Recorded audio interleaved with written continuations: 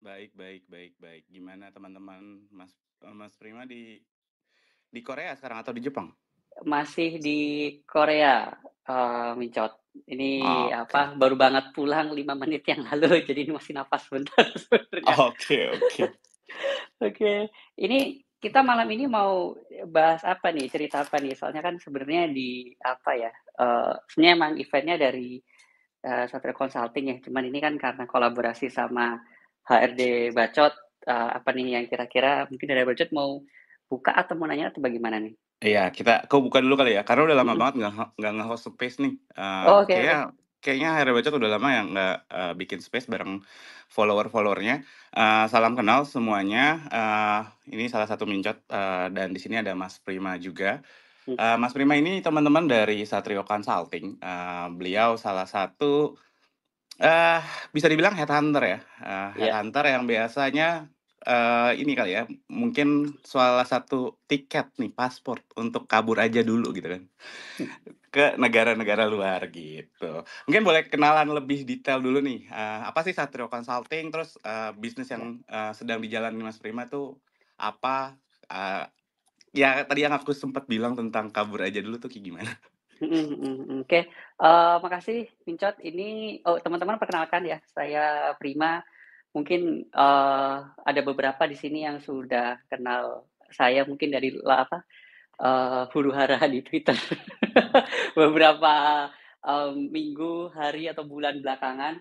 Eee, Sekarang domisili emang lagi di Korea dan kebetulan sebenarnya, apa ya, cita-cita bikin headhunter-ku ini, Satrio Consulting ini, berawal sebenarnya karena dari tahun 2019 tuh aku join sebagai headhunter sama perusahaan Jepang dan, Halo, assalamualaikum warahmatullahi per wabarakatuh. tahun Bentuk lalu ketik ya, per tahun output lalu scale resolusi. akhirnya, Nah, untuk base mencoba kanvas untuk resolusi ini memberanikan adalah diri resolusi bikin, di bagian kanvas company untuk sendiri. Karena sebenarnya resolusinya pas kerja sama, aja angka resolusi. headhunter Jepang Jadi itu kita tuh ada banding sempet, 16. apa Jadi ya, outputnya nanti bisa vertical video. nerbangin Kemudian di beberapa bagian anak output Indonesia ini kita dari setting Indonesia gitu ya, resolusinya sama. kemudian Tujuannya ke apa? Tujuannya supaya Jepang. hasil rekaman kalau Dan aja juga bisa sama aku space senang aja. melakukan itu. Nah, kita set Jadi, output ini juga kita harus. kenapa nggak, ya udah deh coba Kemudian di bagian bikin company output, nah bagian sendiri, output ini juga kita harus dan setting kebetulan untuk emang udah bitrate-nya. bawa jaringan ya Untuk bitrate sebelumnya, kalau kita jaringan mau dari streamingnya itu Jepang kualitasnya buat bagus, usaha jadi klien. resolusi. Terus Oke, kemudian kalau ya udah karena kita sekarang setting, di sekarang tinggal Korea, kita apply. harapannya bisa buka jalur ke Korea juga. So far sih baru Jepang sama Korea, hopefully begitu. Nah, ya satu consulting sendiri ini headhunter, jadi kita ngebantuin perusahaan-perusahaan goal-nya, untuk global karir ya, walaupun kita juga ada beberapa klien juga di Indonesia, mmm, dan emang bisnisnya headhunter dan sebenarnya ada bisnis unit lain, cuman karena belum rilis, sekarang mungkin baru bisa cerita headhunter-nya aja dulu. Gitu kali ya, Mincot ya, ada lagi? Oke, nice nice. Mungkin dari para Chotizen nih, masih belum aware headhunter tuh ngapain nih, secara basically kerjaannya. Mmm, Tadi kan udah spill buat berangkatin orang, apakah sama mmm. dengan jasa TKI gitu kan? Aha, oke, basically ini makasih pertanyaannya bagus ini aku berapa kali sebenarnya pengen bikin, tweet tentang ini tapi nggak kesampaian. Jadi gini teman-teman, sebenarnya untuk kerja ke luar negeri itu kan ada beberapa jalur ya istilahnya yang tadi sempat dibilang, Samincot, TKI atau sebenarnya kalau sekarang, istilah umumnya adalah PMI ya, pekerja migran Indonesia. Jadi, sebenarnya pekerja migran Indonesia itu bisa dikategorikan sebagai blue collar worker atau pekerja keras biru, dan aku kebetulan fokusnya lebih ke white collar worker atau yang bisa disebut sebagai profesional, itu kayak gitu. Jadi fokusku lebih ke profesional yang istilahnya butuh skill khusus, butuh pendidikan tinggi gitu ya, minimal di S1. Kalau yang blue collar worker tuh kan biasanya untuk berangkat tuh kan mereka harus ada pelatihan dulu, mereka harus bayar di depan, gitu. Nah, tapi kalau aku sebagai, headhunter kerah putih ini, nggak ada pembayaran di depan. Jadi ya udah, tinggal kalian siapin kemampuan kalian, nanti ada klien yang tertarik, di interview, kemudian oke, udah diberangkatin, gitu. Nah, teman-teman nggak perlu ngeluarin duit sepeser pun ya. Ya mungkin adalah untuk nanti ngurus visa apa segala macam gitu. Tapi ya kami fokusnya ke white collar worker, bukan blue collar atau PMI tersebut gitu, Mijot. Oke, berarti, memang carinya, secara skill, secara knowledge emang, specifically ya di, yang biasanya jadi klien yang dicari sama kliennya Mhm Satrio mhm. Consulting nih. Mhm mhm. Boleh spill nggak, secara portofolio nih, so far, sudah gerak berapa lebih dari 1, 2 tahun ya kayaknya? Jujur belum genap setahun. Oh, belum genap Atau setahun? iya, belum genap setahun Satrio Consulting-nya karena baru di akhir Q3 apa Q4 tahun lalu. Gitu, Oke, oke. aku baru full time-nya, tapi kalau start mungkin nyicil-nyicilnya gitu ya, freelance-nya ya sudah dari awal 2023, tapi yang full time-nya baru di Q3, Q4, jadi belum genap setahun Oh. sebenarnya. Oh, I see. Berarti Heeh, bergerak dari awal sendirian as a consultant, terus bikin, mhm, Satrio Consulting jadi lebih iya terlembaga lah ya. iya terlembaga dan lebih scale up gitulah. Mmm. Oke, so far, selama, dari 2023 dan akhirnya di Satrio Consulting secara portofolio udah berapa banyak nih berangkatin orang Indo atau hire klien, hire ya portofolio kliennya lah? Portofolio kalau berarti pas, semenjak didirikannya Satu Consulting ini ya? Iya, iya. Oke, so far sih kalau yang orang Indonesia aja ya, itu sebenarnya baru 3 sampai 5 orang. Sebenarnya, untuk yang ngeberangkatin. Tapi kalau misalnya portofolio mungkin, orang-orang Indonesia atau mungkin orang-orang lain yang sudah di, Jepang atau Korea itu udah lebih banyak dari itu, gitu sih. Karena kan ada beberapa ini ya, jadi ada beberapa perusahaan tuh yang mereka welcome untuk nerbangin kandidat dari luar, negaranya, terus kemudian, diterbangin ke apa ya, negara-negara tersebut gitu. Ada yang masih belum welcome, jadi mereka cuma nyari kandidat yang sudah ada di negara tersebut, jadi nggak perlu, support visa, tuh kayak gitu. Jadi so far mungkin itu portofolio buat apa ya, kandidat-kandidatnya ya, yang bisa terbagi masih belum begitu banyak untuk yang apa namanya, dari Indonesia ke Jepang atau Korea, gitu. Oke. Tapi secara portofolio, agak lebih banyak ya kalau misalnya baru setahun udah lumayan lah, belum setahun udah lumayan lah, misalnya 1 kuartal dapat satu karena proses rekrutmen itu kan juga lumayan panjang ya, Mas Mhm mhm mhm. Mas, Prima ya. Mhm Nah, mhm. aku pengen nanya nih, kan banyak yang kalau aku lihat di, replay atau, quote retweet banyak banget nih dengan problem-problem, sekarang, dunia kerja di negara kita. Terus banyak yang pengen, bisa kerja di luar negeri. Segampang itu nggak sih untuk berangkat kerja di luar negeri, Mas Prima? Good question. Ini aku sebenarnya pernah, bikin, presentasinya, aku lupa waktu itu nge-share ke siapa ya. Tapi intinya gini teman-teman, untuk terbang pindah ke luar negeri itu sejujurnya sulit, ya. Sulitnya tuh karena gini, ada beberapa pertimbangan kayak, satu untuk nerbangin satu orang, itu kan butuh budget yang gede ya. Artinya, ya harus ngesponsorin visa, terus kemudian, apa namanya, harus ngesponsor pesawat, terus kemudian tempat tinggal 1 bulan itu very costly. Itu kalau misalnya kandidatnya, masih single, apalagi kalau misalnya ada perusahaan yang bisa, welcome overseas candidate yang bahkan yang sudah berkeluarga itu tuh makin costly lagi. Jadi, tidak semua perusahaan sebenarnya open karena cost yang besar itu dan kedua, dari segi kultur, teman-teman. Nah, ini ngomongin kultur, yang menariknya ini adalah aku sempat share ini beberapa kali di sesi sharing yang kayak gini ya. Itu untuk dari segi kultur, mungkin ini karena aku ngomongnya kultur Asia Timur ya.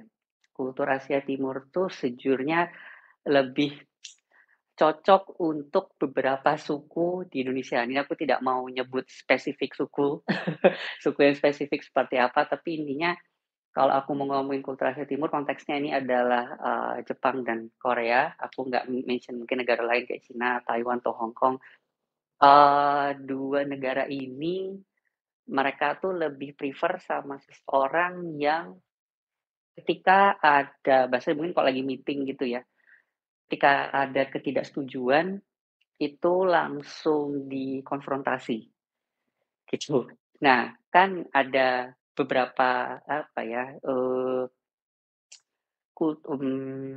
bangsa dari negara lain gitu yang ketika mereka nggak setuju, mereka langsung direct, "Oh saya nggak setuju," terus kemudian langsung dikonfrontasi di meeting. Nah, orang Jepang, Korea itu tidak suka yang seperti itu. Senangnya ya, apa ya, istilahnya kalau misalnya emang nggak setuju, pakai cara yang lebih subtle, lebih halus, atau mungkin diselesaikan lewat jalur belakang apa segala macam gitu. Nah, itu tuh, jadi nggak semua, apa namanya ya, ada isu cost, ada isu culture juga, yang, apa namanya, culture ini nih, biasanya baru bisa ke-solve kalau kandidatnya itu sudah ada di negara tersebut. Artinya, kalau misalnya mau paling gampang buat keterima kerja di Jepang atau Korea atau di negara manapun itu ya, sebenarnya jalur paling gampang itu adalah lewat jalur kuliah. Itu paling gampang. Artinya ketika kalau teman-teman sudah kuliah di negara tersebut kan artinya sudah kepapar sama kulturnya ya. Sudah ngerti kayak, oh ternyata cara mereka berkomunikasi seperti ini, terus kemudian mungkin, kalau teman-teman niat belajar bahasanya juga pun sudah bisa di level yang tertentu, gitu. Paling gampang kalau teman-teman sudah emang, selesai kuliah di, S1, S2, atau bahkan S3 di negara tersebut. Nah, kayak gitu sih, mungkin cara paling gampang ya, kalau yang aku bisa bilang, kuliah dulu, atau ada cara lain selain kuliah tuh ini, aku nggak tahu kok di Korea tuh ada apa enggak, tapi kalau di Jepang itu ada yang namanya sekolah bahasa. Jadi kalau misalnya yang aku tadi bilang, sekolah yang sebelumnya itu adalah sekolah tingkatan formal ya, S1, S2, S3. Kalau yang sekolah bahasa ini kebetulan di Jepang juga bisa jadi salah satu jalur kayak, oke ambil sekolah bahasa di Jepang, habis itu ngejar sampai di level N3 atau N2. N3, N2 ini maksudnya level bahasa Jepang ya teman-teman, namanya JLPT, Japanese Language Proficiency Test. Ngejar sampai N3, N2, terus kemudian bisa langsung dapatnya itu again ya kandidatnya sudah harus ada di negara artinya untuk dapat kerja ke luar negeri itu tuh biasanya harus keluar modal duluan tuh, gitu. Kalau misalnya ngambil sekolah bahasa, tapi kalau misalnya cara paling murah ya mungkin harus lewat tembus beasiswa. Nah, cuman kan untuk tembus beasiswa itu sendiri mungkin agak sulit ya, gitu. Kalau di Jepang itu, beasiswanya pakai beasiswa pemerintah namanya Max, kalau Korea itu ada KGSP, dan Korea sekarang ini juga ada jalur yang paling rame itu tuh, beasiswa profesor. Untuk beasiswa profesor itu berarti yang beasiswanya disediakan oleh profesornya, jadi di luar dari jalur pemerintah, gitu. Nah, biasanya kalau teman-teman tertarik buat mau mencoba karir ke luar negeri, paling gampang, coba ambil kuliah. Sebenarnya ada lagi cara-cara lain ya, cuman itu makin, apa ya, yang aku share setelah ini, itu akan makin rendah. Tapi aku share yang paling, apa, gampang 2 itu. Mungkin ada lagi? Mungkin? Mungkin. Oke. Berarti kalau misalnya, paling mudah adalah ketika kuliah terus belajar Mas Prim bilang bahwa, di, Jepang atau Korea pengalaman pribadi itu banyakan yang white collar nih. Kalau skill spesifik tertentu yang lagi banyak dibutuhin di sana tuh apa sih? Skill spesifik tertentu nih, oh, oke. Ini kebetulan karena aku kan fokusnya ke IT ya, sebenarnya ke software engineer aku atau segala macam. Soalnya gini, apa, kayaknya tuh baru tadi siang ya, ada yang DM nanya ke aku, kan aku naruh di profilku tuh, recruiting Indonesian engineers to the world. Ada yang nanya, "Ini engineers-nya ini engineer apa, IT kah atau secara general?" Aku lebih ke IT, gitu. Nah, karena biasanya kalau yang engineer-engineer yang sifatnya lebih general, itu biasanya mereka ada sertifikasi khusus. Nah, aku nggak bisa menjabarkan lebih jauh, tapi beberapa teman yang di Korea sempat share kayak gitu tuh, untuk dapat kerja sebagai engineer A atau B butuh sertifikasi, macam-macam. Nah, ini nanti mungkin nggak tahu ya di sesi lain atau mungkin kalau ada kesempatan lagi aku bisa share setelah aku tahu informasinya. Tapi sekarang baru ke engineer IT. Nah, berarti kalau kita ngomongin skill spesifik yang ke IT, sebenarnya nggak jauh beda ya sama di Indonesia. Sebenarnya kalau misalnya kita ngomongin IT, kayak bahasa pemrograman PHP itu sebenarnya masih kepakai juga di Jepang, di Korea untuk yang sifatnya proyekan-proyekan gitu. Bahasa pemrograman Java, Go itu juga masih dipakai banyak di dua negara ini untuk yang ngerjain produk gitu. Gitu-gitu sih, apa namanya, Mincot ya. Terus kayak ya selebihnya sih paling tinggal ditambah kemampuan berbahasanya. Nah, ini Mhm. kalau ngomongin kemampuan berbahasa ini nggak tahu apakah masuk ke skill juga. Kalau di Jepang tadi aku udah sempat mention namanya JLPT, paling rendah di N5, paling tinggi di N1. Rata-rata perusahaan itu tuh mintanya di level minimal di N3, amannya di N2. Itu kalau Jepang. Lalu kalau yang Korea itu nama sertifikasinya Topik. Aku lupa singkatannya Topik apa, tapi intinya itu sertifikasi untuk kemampuan berbahasa Korea. Kalau Topik sendiri itu startnya paling rendah dari Topik 1, paling tinggi ke Topik 6. Nah, perusahaan-perusahaan itu biasanya mintanya di level Topik minimal di Topik 4, amannya di Topik 5. Nah, terus ini juga ada beberapa obrolan nih sama teman-teman sekitaran sini. Kalau misalnya teman-teman adalah seseorang yang misalnya punya kemampuan teknis ya, yang bisa di-trade sama kemampuan bahasa, biasanya skill berbahasanya itu bisa makin turun. Jadi kalau misalnya tadi aku ngomongin software engineer atau programmer, mmm, bisa bilang kok semakin tinggi skillmu itu bisa di-trade dengan, "Oke, aku cuman bisa bahasa Inggris, tapi kemampuan berbahasanya mungkin kalau Korea di topik 4 bisa, kalau di Jepang di level N3 bisa." Tapi kalau yang sifatnya, apa ya, pekerjaannya lebih general, kayak mungkin, apa namanya, ya, apa ya, business development, apa segala macam yang mungkin lebih banyak ngomong sama orang, itu biasanya mintanya yaitu di topik 5 atau di N2. Apalagi yang apa, translator ya, kalau translator ya udah di luar bahasa lah pastinya kalau sampai di topik 6 atau sampai di N1 itu pasti akan dicari. Gitu mungkin ya menurut lo, untuk apa, Nah, skills.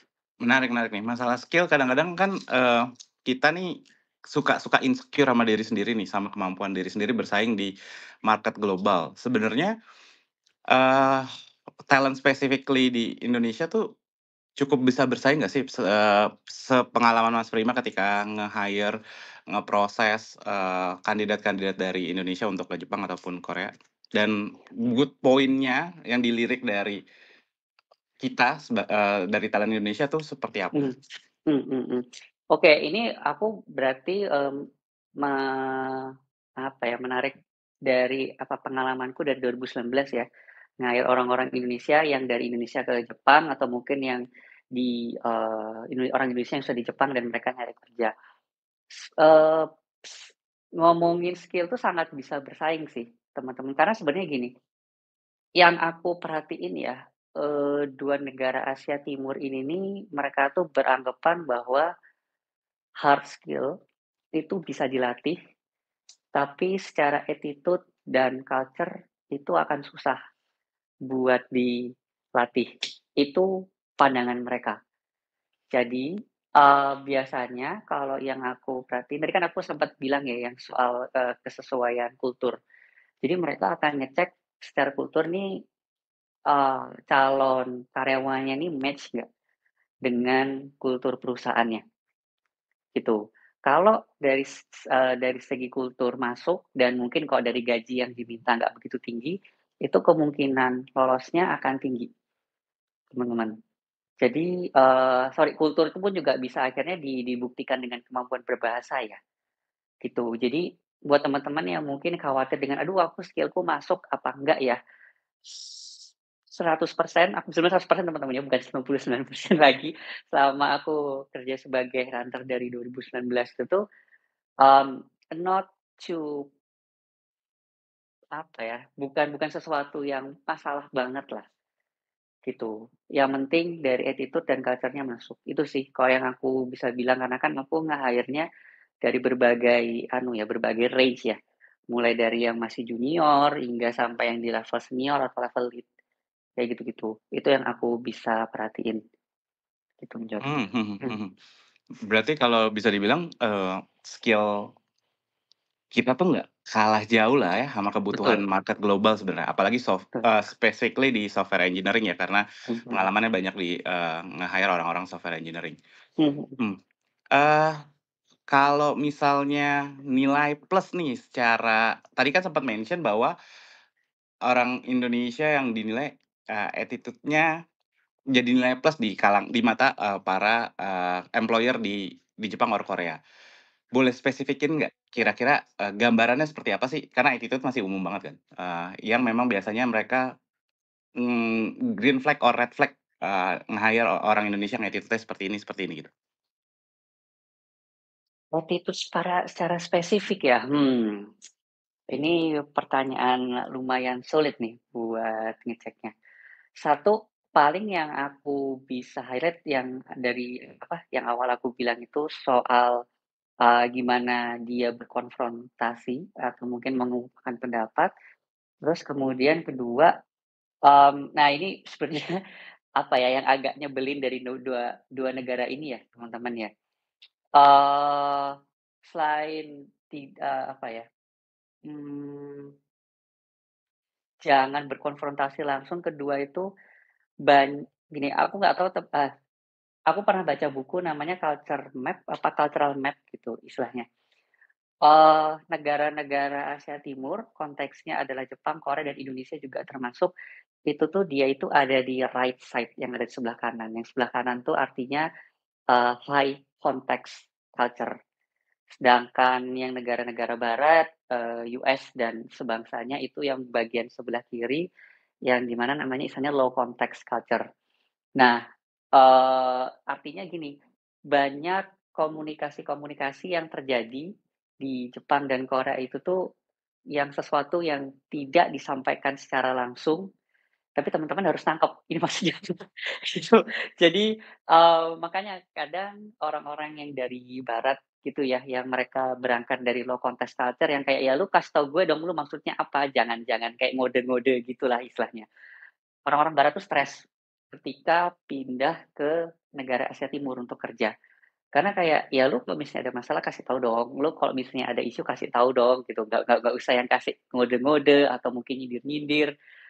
Nah, kita kan sudah terbiasa seperti itu ya, dan, bukan bukan terbiasa nyindir-nyindir dan ngomong di belakang ya, tapi kayak bahasanya membaca situasi, membaca ruangan, kayak, "Ini orang sebenarnya lagi sebel sama kita nggak ya? Ini orang butuhnya apa ya?" Nah, itu tuh yang bahasanya mungkin kita punya poin plus sebenarnya di mata orang-orang Asia Timur. Nah, tapi mungkin kekurangan kita ya sebagai orang Indonesia karena kita kan masih negara berflower atau negara berkembang, itu tuh ya mungkin dari orang Korea atau orang Jepangnya itu masih memandang sebelah mata. Ya ini, sesuatu yang harus kita terima ya karena kita terlahir sebagai warga negara Indonesia, kita harus aware bahwa kita nih dipandang sebelah mata sama orang-orang Asia Timur, berarti ya kita harus membuktikan nih dari segi skill, kemampuan bahasa, itu tuh yang memang harus top notch. Jadi mungkin kalau aku mau bandingin misalnya gitu ya, beberapa employer-ku di Jepang tuh mereka sejujurnya lebih prefer kandidat-kandidat dari Asia Timur ketimbang dari Southeast Asia. Ini aku juga baru discover belum lama ini ya. Jadi kayak orang Jepang mereka lebih prefer nge-hire orang Taiwan, orang Korea, orang Hong Kong, orang Cina. Mereka kurang kurang tertarik buat nge-hire orang Filipina, Vietnam, Indonesia, Malaysia, dan segala macam gitu. Artinya untuk bisa ke-hire, misalnya kalau misalnya orang, Taiwan atau orang Korea mereka cukup pas di angka 70, ya kita harus ngejar di angka 80, angka 90. Anggaplah gitu ya dari skala 100. Kayak gitu-gitu teman-teman. Nah ini, mmm, kalau ini agak menyimpang sedikit dari pertanyaannya Mincot yang soal apa tadi, dari segi attitude ya. Ada Mhm. satu hal yang harus kita kejar dan kita aware bahwa karena kita terakhir sebagai warga negara Indonesia, ya kita harus mau untuk, apa ya, double step dari orang-orang Asia Timur ini. Kayak gitu sih yang aku bisa bilang. Terus dari attitude 2 itu kali ya, yang aku bisa highlight. Selebihnya lain mungkin kayak disesuaikan dengan, kultur perusahaannya aja. Itu mungkin aku bisa bilang, Jod. Oke, Mhm. berarti "Ya Allah kenapa kita terakhir WNI" itu real ya? Real banget, real banget. Aku juga sekarang kan ini ya, apa namanya, Wincot, eee, minggu depan itu insya Allah akan ada Indonesia Career Day in South Korea, yang di mana career fair-nya ini nih dilaksanakan secara online, dan aku jujur ini kan kayak Indonesia Career Day yang kedua ya di Korea. Tahun lalu itu sudah dilaksanakan, yang ini, dilaksanakan lagi ini ketiga. Aku tuh sebenarnya agak khawatir bahwa, ya ini mungkin stereotip lah kalau orang Korea itu sebenarnya mereka lebih prefer dari orang-orang US atau orang-orang yang barat, kayak gitu. Aku agak khawatir dulu ini kalau misalnya kita, bikin acara ini banyak kayak perusahaan yang mau hadir, oh ternyata lumayan banyak. Lumayan banyak artinya aku nggak aiming sampai 50 apa 100, cuman minta apa namanya, goalku di 10 deh.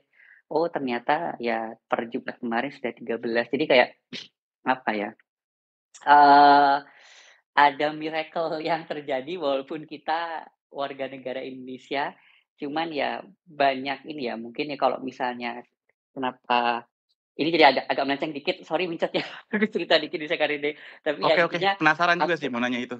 itu Indonesian Career Day itu apa gitu?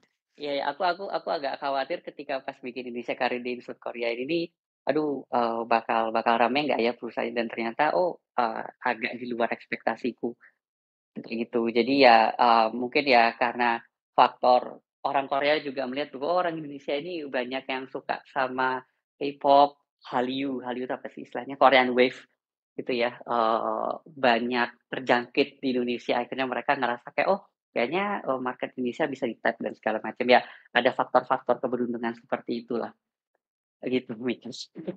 Jadi, kita terakhir sebagai warga negara Indonesia emang harus kerja keras 2 kali, jangan mau, jangan mau santai-santai sih. Karena ini kan kalau kita ngomongin, istilahnya, perkembangan dunia itu, apa ya, pertukaran ilmu antar negara itu sudah jauh lebih gampang, pertukaran pelajar sudah jauh lebih gampang.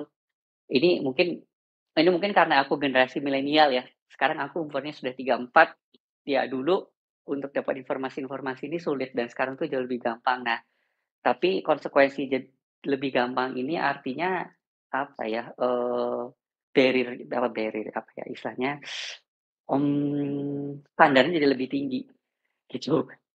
Untuk dapat informasi lebih gampang, belajar lebih gampang, standar juga jadi akhirnya lebih tinggi. Nah, jadi teman-teman ya aku titip pesan, Eee, jangan malu untuk ambis, jangan malu untuk ambis, dan kalau misalnya dikatain, "Kenapa sih, buat apa sih ambis-ambis banget?" Ya bilang aja, "Lu nggak bisa ngasih gua makan kan?"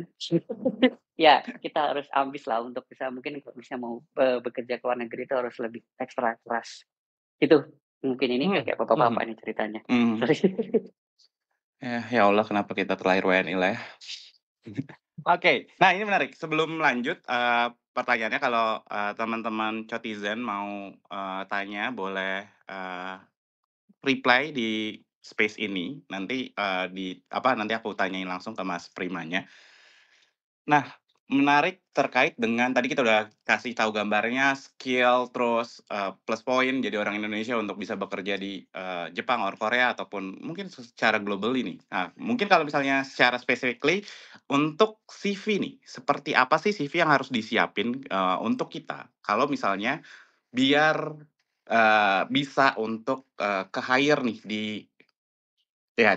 di market global gitu, khususnya juga di Korea atau, Jepang karena memang ya kita nggak bisa pungkirin bahwa CV adalah tiket untuk Mmm, mengetahui kita lebih dalam nih, mhm, dalam proses mhm, rekrutmen. Boleh mhm. jelasin nggak Mas Prim? Oke. Nah, ini kalau teman-teman yang sudah aware kan, udah aware dengan format resume kan namanya format resume ATS ya. yang cuman hitam putih doang, terus kemudian pakai format Harvard. Aku paling suka pakai format Harvard. Nanti teman-teman kalau misalnya penasaran kayak format ATS yang baik, yang mungkin aku dan mungkin beberapa rekruter luar negeri lihat, itu tuh namanya format Harvard. Jadi coba bisa googling Harvard format resume, itu nanti akan keluar websitenya Harvard dan nanti tinggal cari template-nya yang mana. Nah, itu standar ATS itu kalau lowongannya butuh berbahasa Inggris. Nah, ini kalau ngomongin global kan sebenarnya tidak hanya Korea dan Jepang aja, tapi negara-negara lain. Jadi kalau negara-negara lain coba pakai format resume ATS dan aku spesifiknya format resume Harvard, begitu. Itu satu. Nah, terus untuk ngegolin ke Jepang sama Korea, unfortunately dua negara ini nih punya format resume yang berbeda.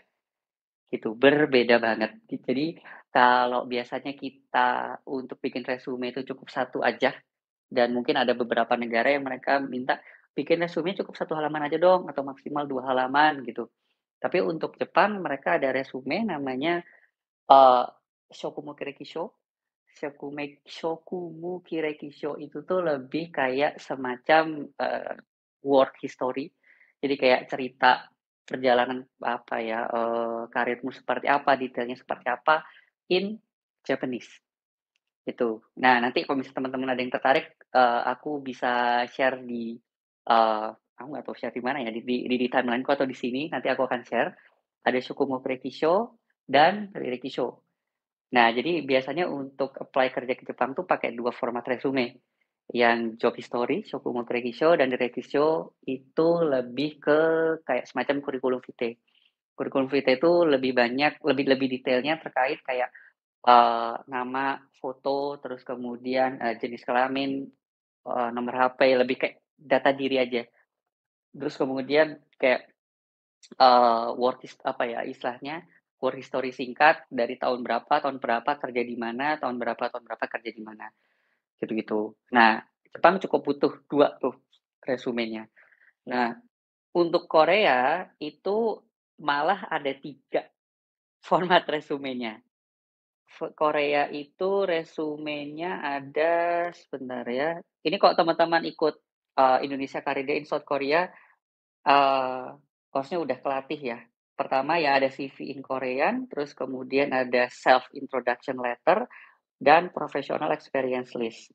Jadi, agak mirip sama yang Jepang tadi. Kalau Jepang kan cuma butuh 2 ya, professional experience list atau, work history sama CV curriculum vitae yang lebih ke identitas diri. Tapi kalau Korea ada satu dokumen lagi namanya self introduction letter atau misalnya kayak Jogi Sogeso, kalau nggak salah ya, aku lupa istilah Koreanya apa. Tapi dia kalau apply di perusahaan Korea sampai butuh 3 dokumen, kalau Jepang itu butuh 2 dokumen, gitu. Itu yang aku tahu. Nah, ini kalau yang teman-teman mungkin ada bisa share yang market Mandarin, aku kurang tahu nih. Karena sebenarnya aku baru mau nge-tap juga ke market Mandarin, apakah Mandarin cukup butuh satu resume aja kah atau 2 juga kayak Jepang atau bahkan 3 sampai Korea, aku kurang tahu kalau yang Mandarin. Tapi Jepang, Korea seperti itu, teman-teman. Cukup kali itu Iya. kan? Hmm. Menarik Mas. Tadi lumayan banyak ya format dokumen ketika mau apply Iya. nih. Kalau misalnya lewat Satrio Consulting nih, misalnya kayak, secara profil udah oke, misalnya, sesuai nih dengan kebutuhan, terus, apakah kita harus kalau nih specifically untuk lewat Satrio Consulting ya, apakah harus Hmm. kita bikin juga tuh 3 format atau nanti akan didampingin sama tim Satrio Consulting untuk, buat bikinin itunya? I see. Jadi nanti, kita akan ngasih template-nya ya, teman-teman. Jadi kalau misalnya ada yang tertarik buat ke Jepang atau Korea, kita akan kasih template-nya dan nanti kalau misalnya, apa ya istilahnya, kemampuan berbahasanya sudah bagus, kita akan ngasih pendampingan. Kayak bikin resume dalam format Jepang itu yang bagusnya gimana, tata bahasanya gimana, kalimatnya gimana, yang Korean pun juga seperti apa, gitu. Karena kan nah ini ada apa triknya lagi nih teman-teman, kenapa perlu ada kayak ngerapihin, resume, karena gini, Jepang dan Korea itu tuh sama-sama punya kayak tingkatan, kemampuan berbahasa. Mungkin karena aku orang Jawa ya, kalau teman-teman ada yang memperhatikan, aku kayaknya logat-logat Jawanya masih belum hilang. Jepang lagi, Jawa itu kan ada, apa ya, Jawa yang biasa, apa ya, Jawa kasar, sorry, Jawa kasar sama, kromo inggil. Itu tuh yang kayak Jawa halus. Jawa kan ada seperti itu, Jepang dan Korea pun juga ada seperti itu. Jadi ada, tata bahasa yang biasa aja, yang mungkin apa ya, dipakai ke sesama teman atau, apa ya, biasanya lebih ke teman. Ada tata bahasa yang dipakai untuk ke level profesional atau bahkan ke apa, atasan, itu tuh tata bahasanya berbeda lagi. Nah, untuk, di resume itu biasanya pakai tata bahasa yang di level profesional, nggak bisa yang di level casual. Jepang dan Korea sama-sama seperti itu, jadi ada tingkatannya dan itu akan kelatih. Makanya, kemampuan berbahasa untuk Jepang, Korea itu tadi aku bilang Jepang minta di N2, Korea minta di topik 5, itu tuh ketika teman-teman udah sampai di level itu tuh, udah akan dapat glimpse atau kayak, "Oh, tata bahasanya itu ternyata seperti ini ya, vocab-nya seperti ini ya," dia akan ketahuan. Nah, cuman, nanti kita akan bisa bantuin buat apa ya, pembuatan resumenya, itu akan seperti apa kalau misalnya nanti teman-teman lolos, apa ya, dari pre-screening kami. Kayak, "Oh, oke, experience-nya oke, tapi kayak dari resume kayaknya ada yang kurang ini," kita akan ngasih saran-saran, gitu. Dan bahkan, kalau misalnya kandidatnya emang kami rasa juga bagus ya, kami juga bisa bantu untuk pendampingan interview. Kayak sebenarnya ketika di interview, itu tuh apa aja sih yang ditanya, cara menjawabnya seperti apa. Kita akan ngelatih sampai sejauh itu. Kalau misalnya emang kandidatnya bagus, tapi minimal kalau misalnya punya kemampuan berbahasa yang bagus, kita akan bantu bikin resume itu. Gitu sih, mungkin ya, Encot. Nice, oke. Nah, di luar CV nih kan kalau tadi lihat, pengalaman Mas Prima juga banyak yang sifatnya teknikal, khususnya software engineer gitu kan. Eee, Portofolio kayak gimana, Mas? Apakah portofolio itu juga dilihat dalam proses apply atau memang basically, mereka lihat dari CV aja? Oke, buat portofolio ini sebenarnya bisa dimasukin ke work history yang aku sempat cerita itu sih, teman-teman. Jadi, sebenarnya gini, kan kalau aku nggak tahu ya kalau portofolio di Indonesia ini, aku udah lupa sejujurnya ketika kalian submit resume, apa ya, biasanya apakah portofolio itu tuh kalian masukkan di resume, nanti di dalam satu dokumen gitu ya. Jadi kayak yang atas work history-nya bagaimana, terus kemudian bagian bawah ada portofolio. Kayaknya seingatku kalau resume Indonesia kayaknya masih masih kayak gitu ya. Jadi bukan dokumen yang terpisah. Nah, harusnya di Jepang dan Korea pun juga seperti itu. Artinya kalau misalnya teman-teman mau masukin portofolionya, ya tinggal dimasukin di bagian bawah, work history list. Kayak, "Oh, aku udah pernah explore pekerjaan, project apa itu bisa dijelasin." Itu kayak gitu sih. Jadi portofolio tetap tetap dihitung dan itu biasanya masukin di, professional experience list atau job history, gitu kali menjawab ya? Oke, Mhm mhm. nice. Berarti mungkin kayak di work history terus nanti ada link untuk portofolio atau detail portofolionya gitu ya di setiap Yes yes. bagian work history-nya gitu. Mhm Mas, aku mhm. mau, baca-bacain replay dulu nih pertanyaan-pertanyaan banyak banget yang nanya ada 14 kalau nggak salah. Oke. Mau nanya, dari Mas Afandi Murad, kalau masih ada mungkin bisa dengerin nih jawabannya dari Mas Rima. Mau tanya dong, Mincot, kalau cari work vacancy lewat, eee, Mas Prim itu masuknya outsource atau under langsung company-nya?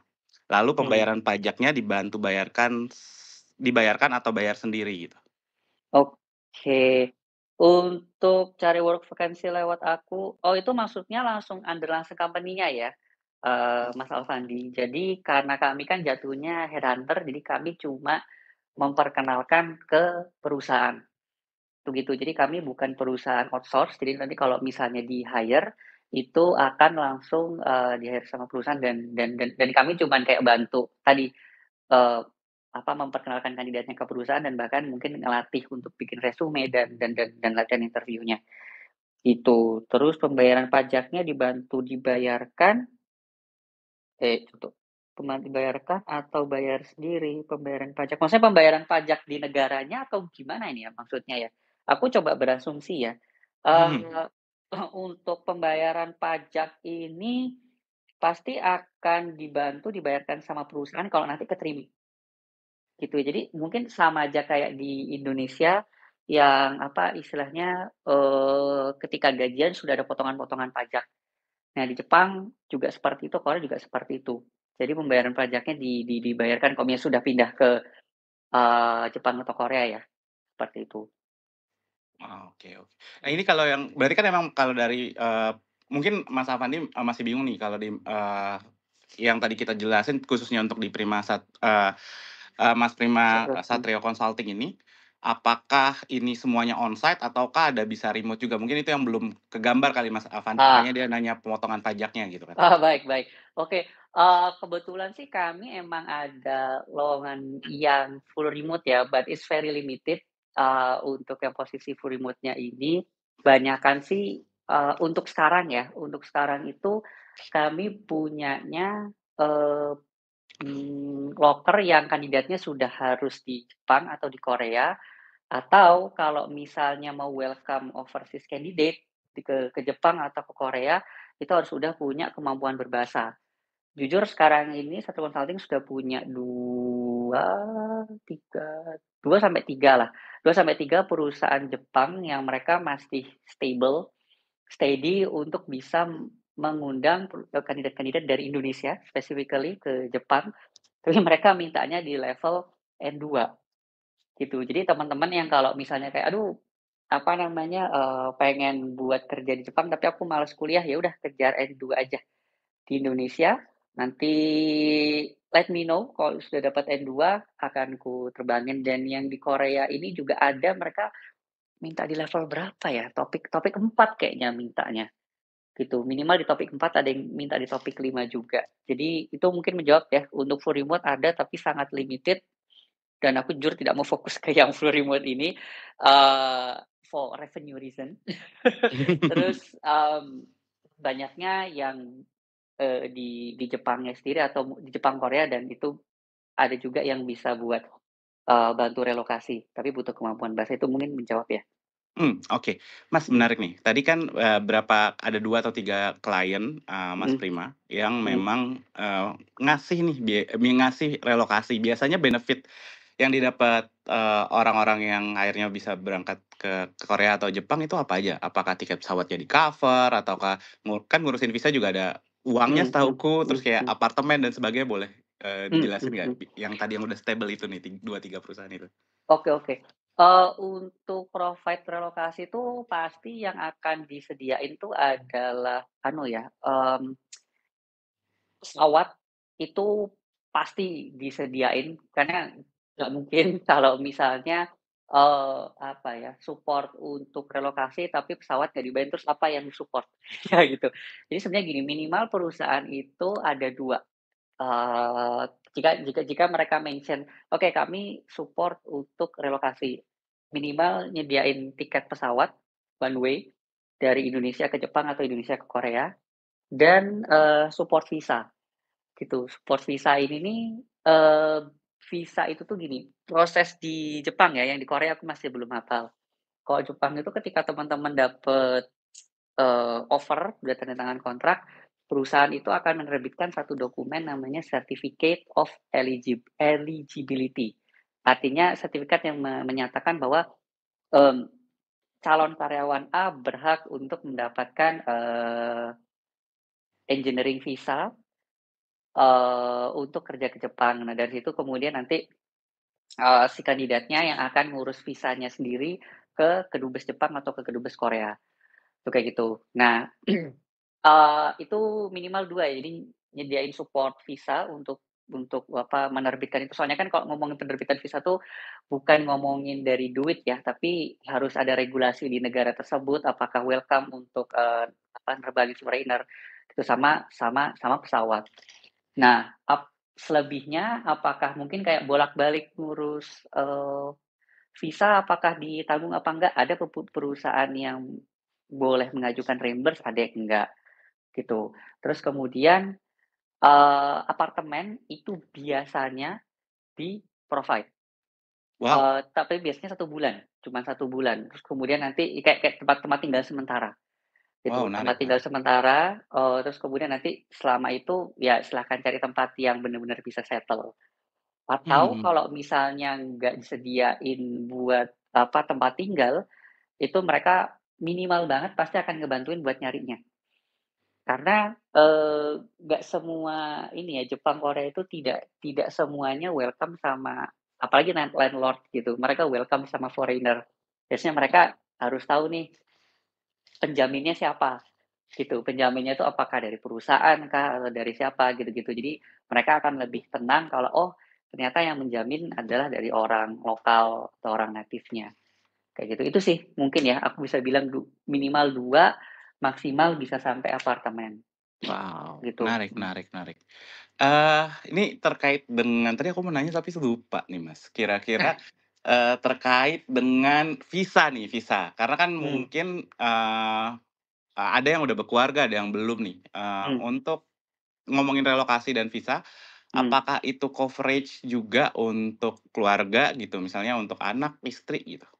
Mmm, Berapa perusahaan?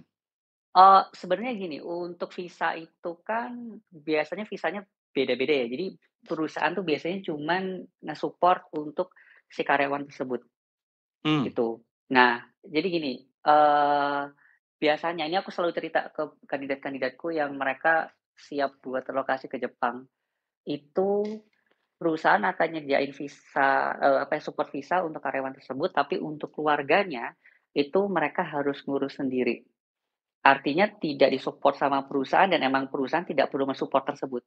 mhm. Maksudnya begini, jadi, ketika ada satu anggota keluarga suami gitu ya bisa dibilang ya, mungkin, suami atau istri yang berangkat ke Jepang, mereka dapat visa engineering, terus, keluarganya mau ikut. Nah, biasanya prosedur yang terjadi itu adalah kandidatnya, eee, berangkat dulu ke Jepang, nge-secure apartemen, baru keluarganya nyusul. Gitu, jadi jarang ada yang bisa berangkat berbarengan, kecuali kecuali, apa namanya, perusahaannya menyediakan kayak, "Oke, kalian bisa langsung berangkat bareng karena sudah disediakan apartemen."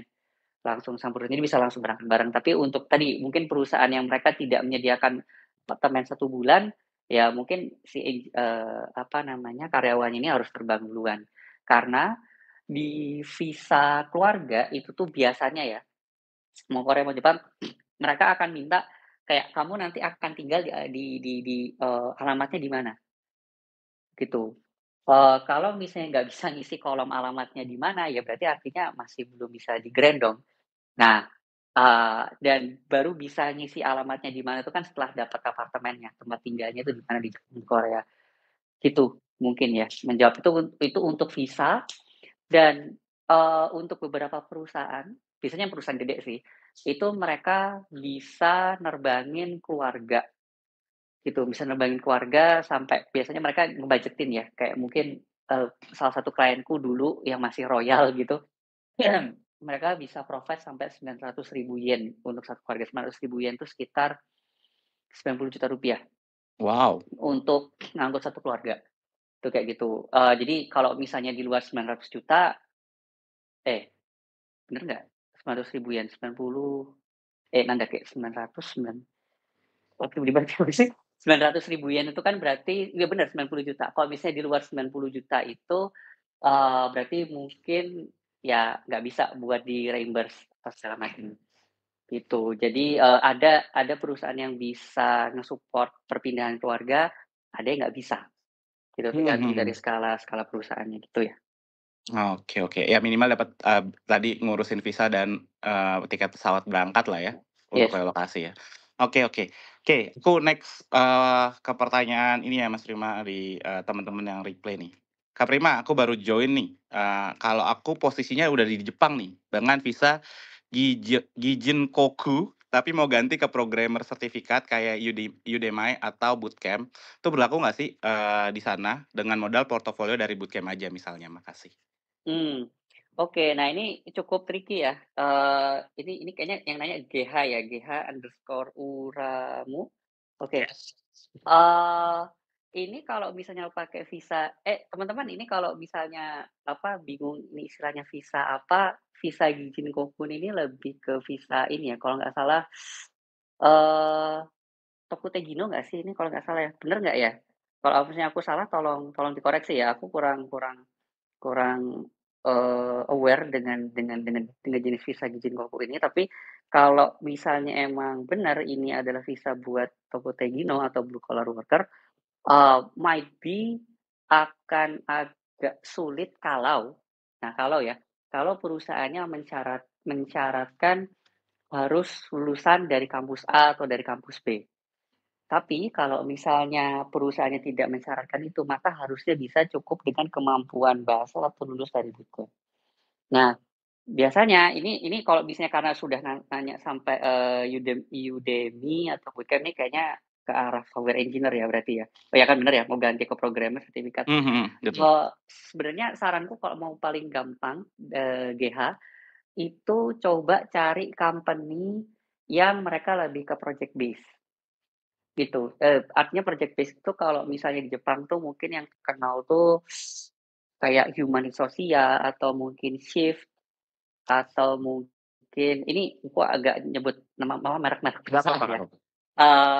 Terus kemudian ada apa lagi, aduh aku nggak hafal ya, tapi dia coba cari yang mereka ngerjain projekan. Biasanya kenapa aku aim ngomongin ke projekan bukan yang lompat ke produk, karena biasanya kalau yang ngomongin projekan ini atau source biasanya, itu lebih lebih apa, lebih lebih gampang buat menerima karyawan tanpa background tertentu. Karena mereka juga lagi biasanya urgent cari orang, apalagi kalau misalnya GH udah punya N2 atau bahkan N1 tuh biasanya gampang jebolnya. Nanti GH lanjut ngobrol sama aku aja ya di DM ya. Takutnya ada yang Nice, kurang. nice. Berarti misalnya kalau berarti memang visible ketika kita karena banyak banget kan yang orang Indonesia yang berangkat dengan yang ada BLK-BLK itu aku nggak tahu apa namanya, yang akhirnya berangkat ke Jepang untuk jadi blue collar worker, terus kayak mungkin pengen upgrade, untuk jadi software engineer atau programmer dengan ikut sertifikasi atau ikut bootcamp terus sangat visible kalau misalnya mulai dari outsource dulu, mungkin kalau ada rezeki mungkin bisa pindah ke yang full time gitu ya? Ke yang di under employer gitu ya?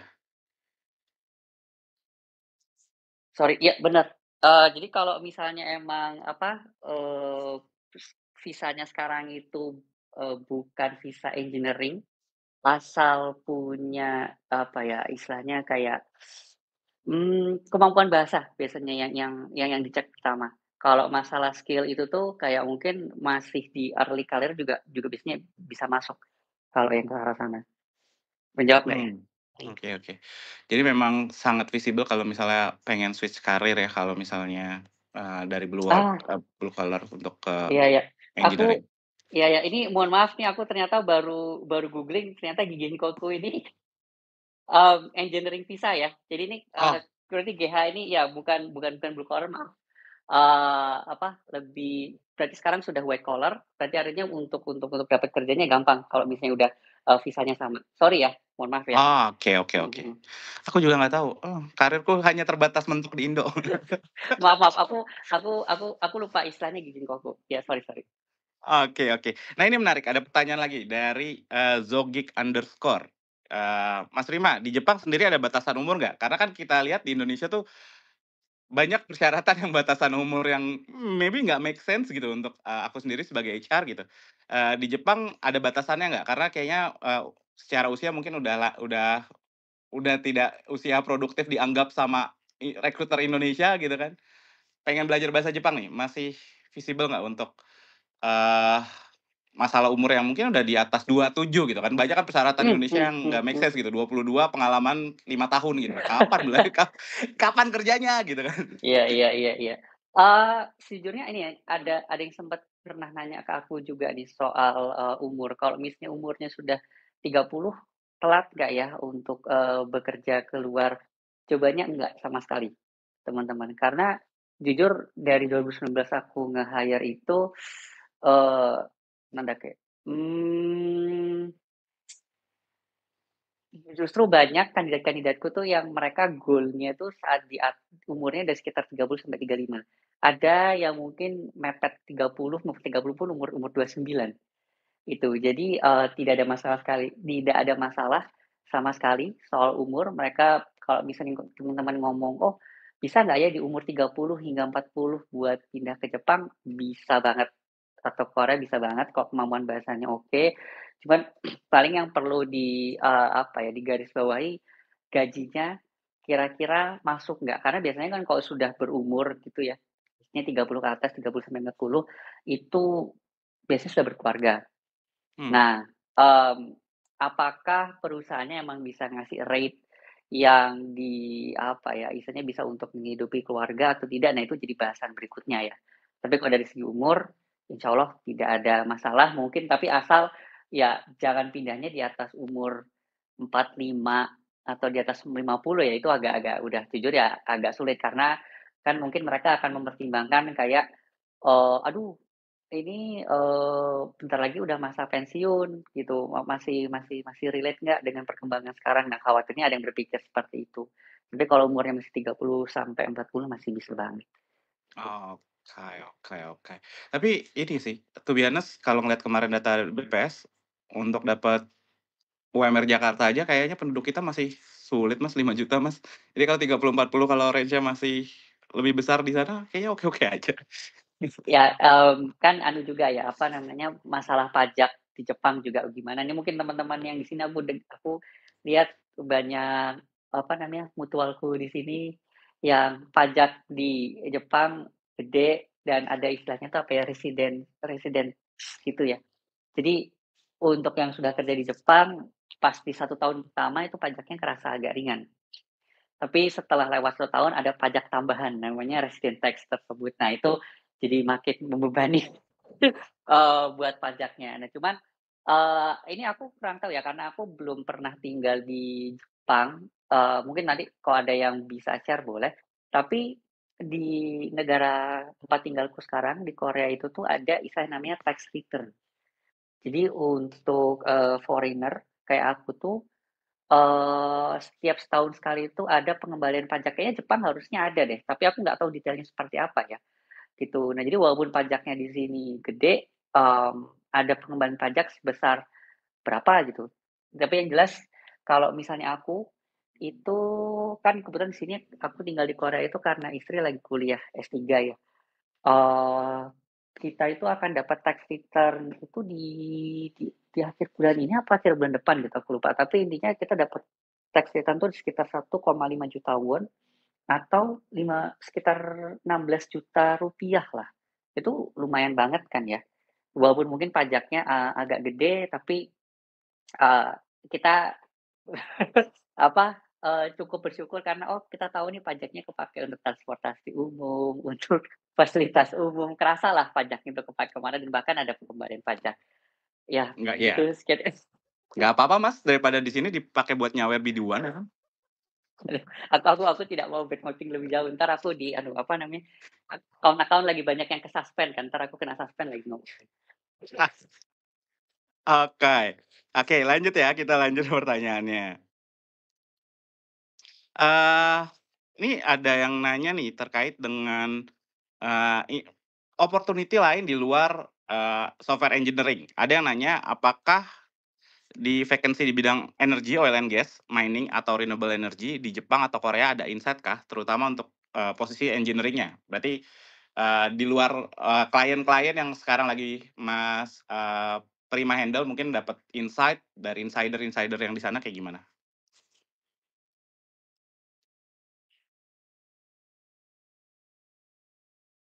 Sorry, ini yang nanya siapa ya? Biar aku bisa baca langsung. Ini, Metumbu Metumbu 38 ah, menit yang lalu. oke. Vakansi bidang energi, oil and gas, mining, Jepang, engineering. Aduh, aku nggak ada megang buat engineer yang general nih. Jadi aku nggak bisa ngasih insight lebih jauh ya. Takutnya aku ngomong gini asbun, jadi aku nggak bisa komentar apa-apa buat ini, sorry. Jadi lebih ke engineer yang IT aja yang aku tahunya, gitu. Oke, oke, oke. Sorry ya. Nah, ini juga ada pertanyaan yang lumayan menarik juga nih, Mas. Aku namanya asing person nih. Kayaknya, ada nggak sih batasan untuk yang berhijab atau kadang-kadang kan, kita Hmm. sebagai muslim, ketika merantau ke negara orang kayak takut masalah makan susah, masalah halal, terus masuk terus juga diskriminasi karena kita pakai, hijab dan sebagainya. Di negara-negara yang khususnya untuk yang Mas handle itu gimana secara toleransinya? Oke. Ini aku mungkin cerita, aku tidak ada yang nge-sugarcoat di sini ya. Untuk Jepang kalau aku melihatnya sih mereka sudah lebih open, gitu ya. Mereka sudah lebih open terkait ini, tapi Korea mungkin konteksnya kalau lebih ke arah kota Seoul ya. Mereka kind of like rasis. Aku pribadi, aku keluarga pribadi belum pernah mengalami kasus seperti itu. Maksudnya dirasisin apa segala macam tuh enggak. Cuman sebenarnya gini, kasus yang buat jilbaban ini sebenarnya teman-teman, satu hal yang mungkin teman-teman perlu aware bahwa kita ini orang Indonesia kan sudah terbiasa dengan hidup berbagai macam suku. Artinya mungkin kita, kalau aku pribadi orang Jawa, ketemu sama orang Sunda, orang Batak, orang Minang, apa segala macam, di mana karakternya berbeda-beda. Jadi kita sudah terbiasa dengan perbedaan. Sedangkan Jepang dan Korea ini mereka, sukunya cuma satu. Nah, makanya ketika mereka melihat seorang yang tidak, apa ya, tidak sama dengan mereka, mereka akan bingung. Aku pernah ketemu, kan istriku kan juga berjilbab ya. Jadi kita pas lagi main kemana gitu tuh, yang namanya anak kan kami udah punya anak ya, jadi kami sering main ke playground gitu. Dan ketika main ke playground tuh, apa, anak kecil yang mereka seumur hidupnya belum pernah melihat orang pakai jilbab, mereka tuh ngelihat istriku tuh kayak ngelihat, apa namanya, boneka di pajangan gitu, ngerti nggak sih? Kayak ngelihat di etalase. Di etalase kayak dilihatin gitu, "Ini apaan ya?" Gitu, dan bener-bener kayak kentara bingung, "Ini apaan?" Tuh, kayak gitu. Nah, itu sih teman-teman ya, mungkin yang aku bisa aware kalau kita kan mungkin dari kecil sudah terbiasa melihat orang jilbaban jadi kayak, "Oh ya sudah, itu sudah biasa." Tapi buat mereka, karena mereka, sukunya cuma satu, mungkin bisa berangkat dari situ ya, kenapa kok mereka kayaknya masih belum terbiasa dengan orang yang berjilbab, seperti itu. Jadi emang masih ada kasus rasisme, tapi bukan karena mereka tidak suka, karena mereka belum terbiasa.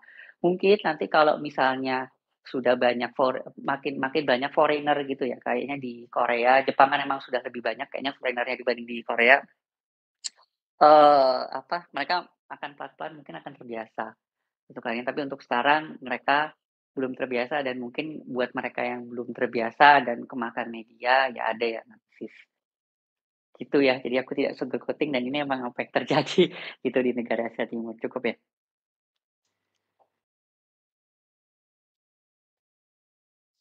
Oke. Halo Mhm. halo, oke. Iya iya iya. Jadi, ini ada pertanyaan yang cukup menarik juga dan aku penasaran juga nih, Mmm, dari Denny Setiawan.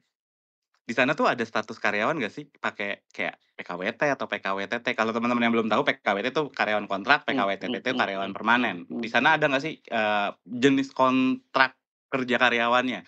Entah di Jepang ataupun di Korea atau mungkin negara lain yang mungkin Mas Prima pernah approach lah, klien-kliennya? Jawaban singkatnya ada, teman-teman. Ada yang modelnya, kontrak, ada yang modelnya permanen, gitu. Jadi, biasanya sih kalau, apa ya istilahnya, eee kalau misalnya modelnya kontrak permanen, itu nah ini mungkin yang aku bisa cerita dari kasus Jepang ya, teman-teman. Di Jepang itu tuh ketika teman-teman udah dapat kontrak permanen itu akan sangat sulit untuk layoff. Kalau di Jepang dan di Korea aku masih belum tahu karena aku masih belum banyak, apa ya, placement case di sini dan baru baru expand juga. Tapi kalau di Jepang, itu tuh ketika teman-teman dapat status karyawan permanen, teman-teman tuh nggak bisa di-cut secara sepihak, gitu. Artinya kalau misalnya ada perusahaan yang mau cut teman-teman, si perusahaan itu harus nanya ke si karyawannya, "Kamu mau di-cut apa enggak?" Gitu. Kalau misalnya si karyawannya bilang tidak mau, maka ya tidak bisa di-cut.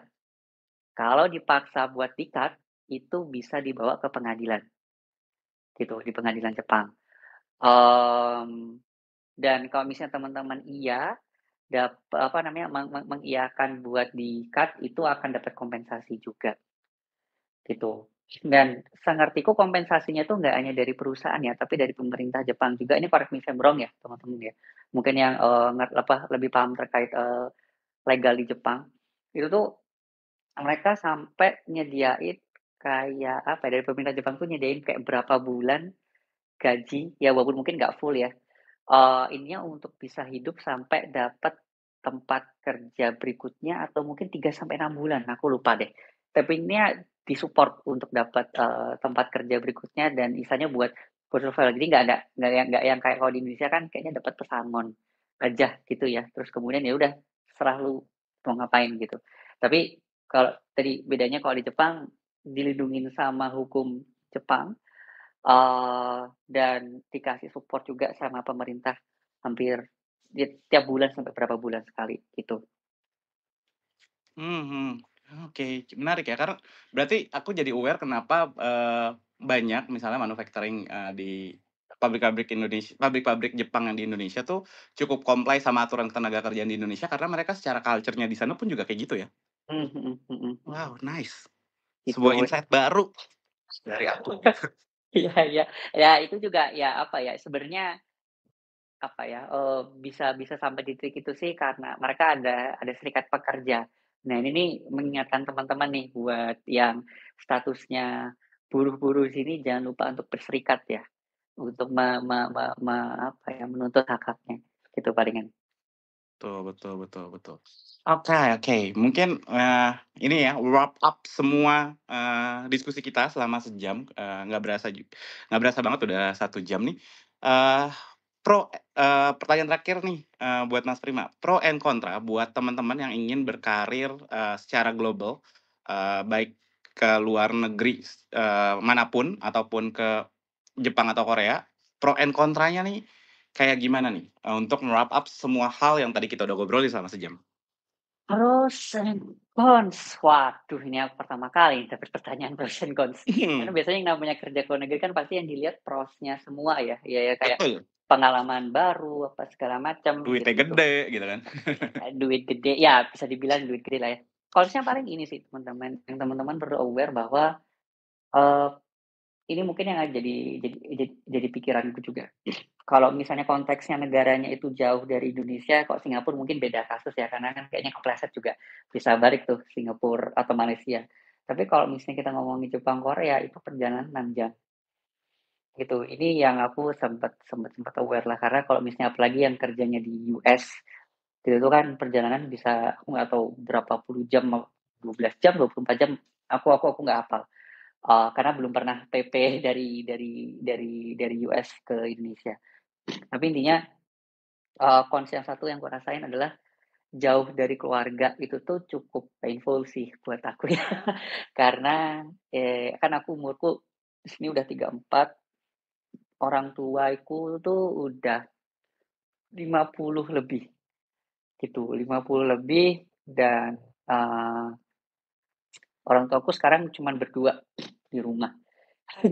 Jadi kalau misalnya orang tuaku sakit atau apa-apa, bisa jadi aku akan telat buat pulang. Itu sih yang mungkin concern pertamaku ya, yang aku sekarang ngerasain ketika jauh dari keluarga, perjalanan nggak bisa langsung, apa namanya, nggak bisa langsung sampai, pesawat jauh, gitu-gitu. Itu mungkin jauh dari keluarga harus siap, terus kemudian cons apalagi yang perlu perhatikan lagi? Oh, soal ini, makanan. Nah, ini kan, aku aware bahwa orang Indonesia kan mayoritas muslim. Eee, ketika teman-teman nanti pindah ke negara ini, teman-teman harus aware bahwa ya karena ini negara non-mus ya, obviously, nggak semua makanan di sini pastinya halal. Nah, ngomongin makanan halal itu pun juga teman-teman harus punya apa ya, istilahnya kayak standar makanan halal buat teman-teman tuh seperti apa sih? Ada ya beberapa orang yang oke, yang halal itu adalah yang harus, eee, diproses secara Islami ya, maksudnya kayak disembelih dengan, basmalah dan segala macam buat pedaging gitu ya. Ada yang beranggapan halal tuh, oh ya udah yang penting atau mungkin yang apa namanya, di tempat, di warung makannya nggak boleh nyampur sama babi apa segala macam gitu. Ada juga yang kayak, oh ya sudahlah, mmm yang penting ini daging sapi atau daging ayam, aku nggak makan pork, ya sudah, kayak gitu. Nah itu, jadi kayak ada standar halal yang mungkin nah ini jadi kalau ngomongin agama agak-agak sensitif, tapi ya teman-teman harus aware bahwa ada beberapa temanku yang mereka tidak tahan dengan apa, standar standar halalnya yang mereka ikutin, akhirnya mereka harus balik ke Indonesia. Ada yang mereka mentolerir, kayak, "Oh ya udahlah, yang penting aku makan daging sapi, daging ayam, kagak disembelih pakai bismillah dan kita juga nggak tahu proses seperti apa, nggak ada cap halalnya, ya udah nggak apa-apa." Gitu-gitu. Mungkin itu 2 hal ya yang aku bisa aware sama oh, aku lupa satu lagi cons-nya teman-teman kalau ngomongin Korea sama Jepang, mostly Korea sama Jepang ini nih kompensasinya cukup oke, tapi banyak work hour yang banyak lemburnya, bisa dibilang kayak gitu. Makanya kalau apa ya, untuk kerja ke Asia Timur tuh, mmm, untuk yang Masnya mungkin mencari apa, work life balance kayaknya akan sulit kalau misalnya kerjanya di Asia Timur, kecuali ke perusahaan-perusahaan yang kayak sudah well known, gede banget, itu mungkin kayak konteksnya apa ya, kalau di Korea itu ada Coupang, Coupang tuh kayak e-commerce-nya Korea yang gede, itu kayaknya mereka bisa menawarkan work life balance yang aku dapat ceritanya ya, bisa jadi yang lain berbeda. Eee, apa, ya itu sih, jadi harus harus banyak lembur, lebih banyak, eee, harus cepet lah kerjanya. Beda mungkin kalau teman-teman yang aku sempat dapat cerita yang dari orang Eropa gitu ya, ketika mereka ngelihat ada orang Asia mungkin khususnya Asia Timur ketika ngelihat mereka kerja kok banget, agak bingung. Ya itu, yang orang Asia Timur tuh mereka terbiasa buat cepet-cepet, terus kemudian kerja lembur dan orang Eropa mungkin tidak terbiasa dengan seperti itu. Itu mungkin ya yang kalau aku bisa bilang banyak cons-nya ya. Kalau pros tadi udah di, mention soal kultur, teman-teman bisa memahami kayak, oh kalau orang lain, apa ya, berkomunikasi mereka expect-nya seperti apa, terus kemudian kultur kerja, etos kerja yang, apa, pali-pali atau pada pengennya cepet-cepet, itu, juga akhirnya ngerti, apa ya, akhirnya kayak, standar atas kerjaan teman-teman jadi upgrade. Jadi langsung kayak gitu. Itu kali ya, ya aku bisa apa, sekilas pros and cons. Teman-teman kalau ada yang mau nambahin juga boleh. Oke, thank you Mas, Prima untuk sharing-sharing malam ini. Eee, ya, aku diinfo juga nih kalau misalnya diskusi hari ini di Space itu akan di-upload juga ya di YouTube Satrio Consulting ya. Jadi kalau ada yang ketinggalan atau yang baru masuk, nanti boleh, cek, YouTube-nya Satrio Consulting. Thank you banget buat Mas Prima, buat Cotizen yang udah dengerin Space yang udah lama banget kayaknya mungkin tim HRD Bacot udah apa ya, nggak apa ya, nggak kita lakuin gitu. Eee, ya mungkin kita bisa adain lagi, space untuk, dengan teman-teman yang lain yang mau ngobrol, mungkin bisa DM, kira-kira kita mau sharing apa gitu. Thank you banget untuk Mas Satrio Consulting yang udah memfasilitasi ini, eee, dan thank you buat Cotizen yang udah dengerin selama 1 jam terakhir. Thank you, sampai jumpa ke Bincang karir selanjutnya di Satrio Consulting ataupun, Space Cot dengan HRD Bacot, di kapan tahu akan ada apa enggak gitu. Thank you semuanya, bye.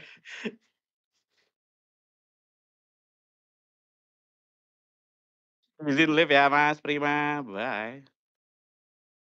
Oke, aku izin, end juga ya. Bye-bye semua.